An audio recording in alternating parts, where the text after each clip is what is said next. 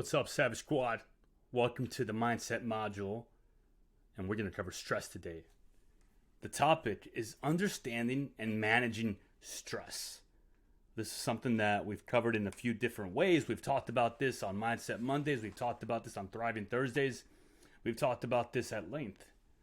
Understand that not all stress is bad stress, and today we're going to go into that topic, right? So let's get into it. So, table of contents. We're going to talk about understanding stress, the neurobiology of stress, as well as the physical repercussions of stress and what it does to the body. Stress management strategies, resilience and stress, a little bit of homework. Don't worry, nothing crazy. And then we're going to cover some additional resources and conclusion.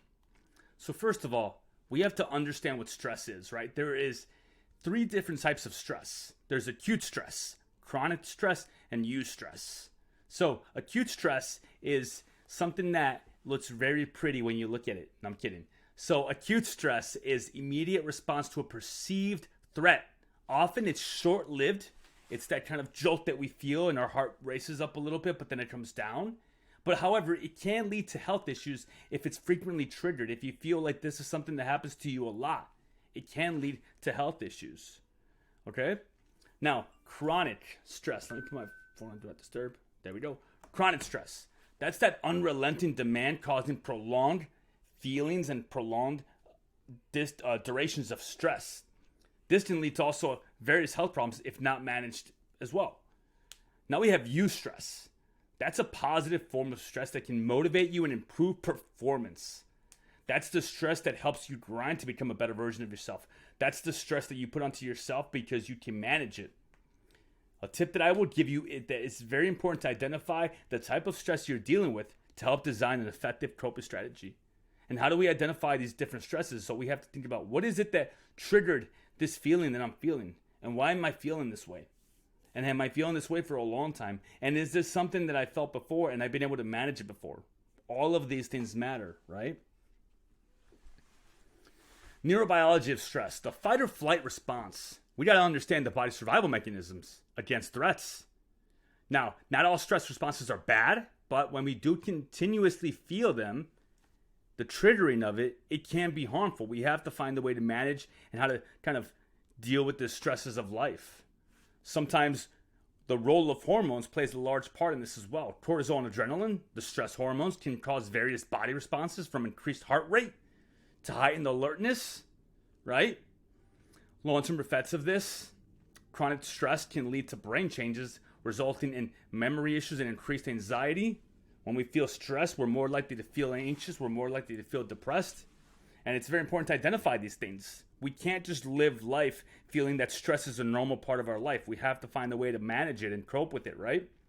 Now, the advice that I have for you is make sure you regularly practice mindfulness. It can help temper that fight or flight response, and it can help your body maintain hormonal balance, because you won't go up and down in the feelings that you're feeling, okay?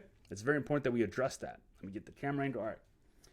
So what are some physical repercussions of stress? Well, stress symptoms, when we recognize these stress signs like muscle tension, fatigue, feeling tired, the frequent headaches, these can be your body trying to tell you that you're under too much stress.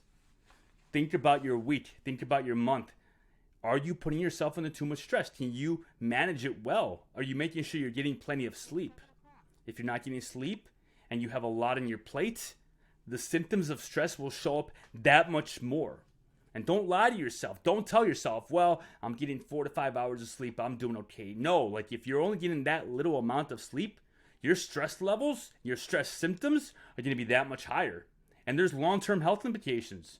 Persistent stress may lead to serious health issues such as cardiovascular diseases and mental health disorders. And if you're already having a mental health issue, stress by sleeping less, by putting too much on your plate, by not eating the right foods, all of these things are going to make that mental health issue that much worse. You should regularly have physical checkups so you can catch yourself as well. That way you can see if you have any stress-related health issues early with the doctor. Check yourself. It's important to do that. Now, what are some stress management strategies? So we talked about the stress. What can we do to manage the stress, right? Exercise, PT, getting in the gym, physical activity can reduce your cortisol levels and improve your overall mood. Release serotonin into the brain. It's a chemical that makes you feel happy. It doesn't have to be strenuous. It can be going for a daily walk. That can make a small difference.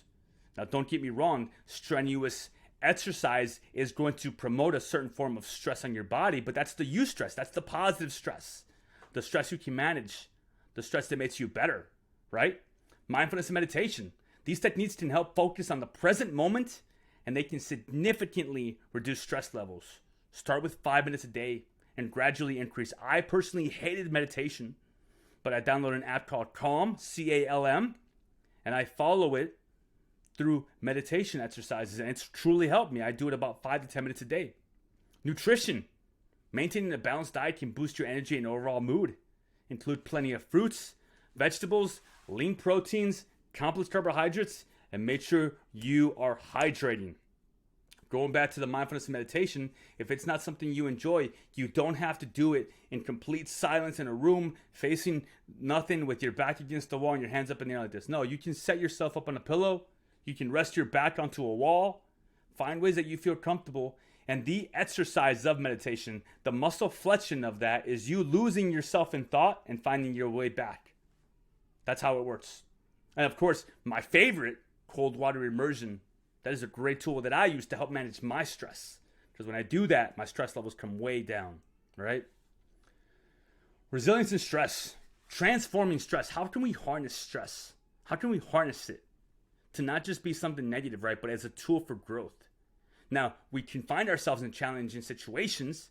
And honestly, these often provide the best learning opportunities. Like I talked about on a Mindset Monday a while back. Is it opportunities or is it overwhelm? Everything in your life that provides stress can be good stress or bad stress. It's just about how you react to it. It's just about, are you set up for that? Have you made enough work on yourself where you are set up for that to be positive stress? Can it help you build resilience? Developing resilience helps you bounce back from stressful situations much more easily than if you avoid stress at all costs. You got to understand that stress does serve a purpose. The pain of tomorrow, the pain of next year, the pain of 10 years from now, you're building that resilience today. It's very important to understand that. Going through something that's going to completely tear you apart in the future, you will be better equipped for it right now if you start putting yourself under situations that do give you a little bit of stress. It builds up your stress resilience, right?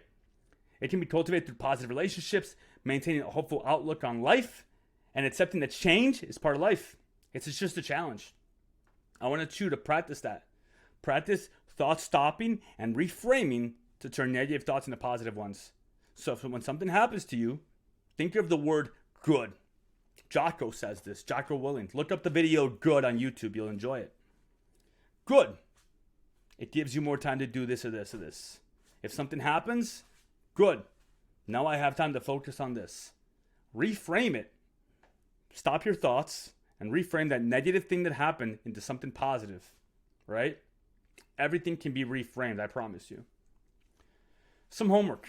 I want you to regularly practice stress management and find the technique that works for you that's going to be effective for you. You can keep a journal, something small, maybe notes on your phone. Monitor your stress levels. See what is it that is giving you stress in your life and how you can manage it. Don't get rid of it. Just find ways to manage it so you react better to it. Find out when you have your peak moments, when you feel the worst, and then find the different techniques that work for you. Be patient. Lasting changes take time and consistent effort, but consistency is what gets the job done. Remember that. Last but not least, Tools for Managing Stress and Anxiety by Andrew Huberman. It's a great listen on YouTube. I highly recommend it. It has much more information than what I provided today, and I do think that you would benefit from that. Now, some thoughts I want to just end this off with is that understand that stress is a part of life. The goal is not to eliminate stress, but to understand that there are ways to manage it effectively. And you got to understand that stress is not negative if you just reframe it properly. Like I said, there is such a thing as good stress. You have to keep learning, keep growing, and keep pushing your limits. Not everything that happens to you is negative. Think of it as an opportunity for you to be able to grow and become a better version of yourself. I hope this helped you. Go to the Facebook group and drop a post on your biggest takeaway. Take care, guys. Bye.